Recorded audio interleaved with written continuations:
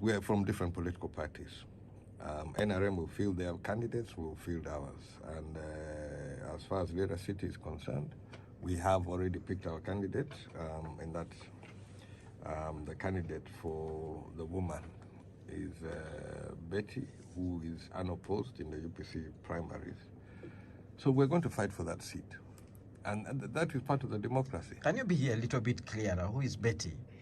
Betty Amongi Akena is going to be contesting for Lira City on the UPC ticket. All right. Jane Ruth Acheng is contesting on the NRM ticket. So different and political both parties. of them were unopposed in their parties. So they're going to battle it. Now, this issue of going for elections, I've gone for elections. People say I'm in bed with NRM. Every year I've contested against an NRM candidate. I've never gone into parliament without an NRM fielding a candidate. Now I'm going for their chairman also. They should also treat me with the same respect. I have dealt with their people who they've sent to me. I've campaigned with decorum, and we've ended the campaign. So now I'm going to campaign against their chairman. Although maybe you've never explained well why one of your biggest party members is serving within cabinet. That's an issue there. People are wondering. I believe you're a football fan. I am.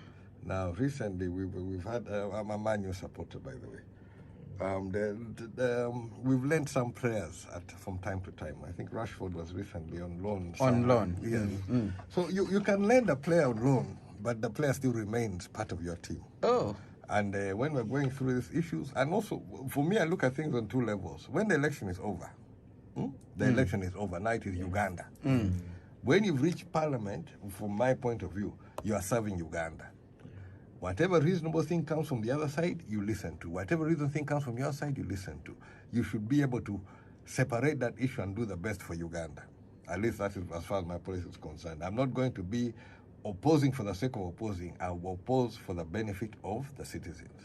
Now, some of the issues which we touched on earlier, I am not fighting Dr. Jane on the floor of parliament on the issue of hospitals because I want to fight Dr. Jane. I am fighting this because there are Ugandan children who are being born in substandard facilities. If it has taken you 15 years to rehabilitate this theater, or you have failed to rehabilitate this, kids are being born on the floors. If you see some of the places where now, it's for those kids that we must be frank. Where NRM has failed, I will put it out. Where if it's the docket of whoever it is, we will put it out. So like what happened in the floor of parliament, they were trying to say that this is part of the issue of parliament. No, the issue is decided in cabinet. So if it is sorted out in cabinet, when it comes to parliament essentially, we've been passing loans. They only really want us for loans. When we trickled with the budget, the president sent it back, told us we cannot remove one iota or change anything. It must be passed as it is presented.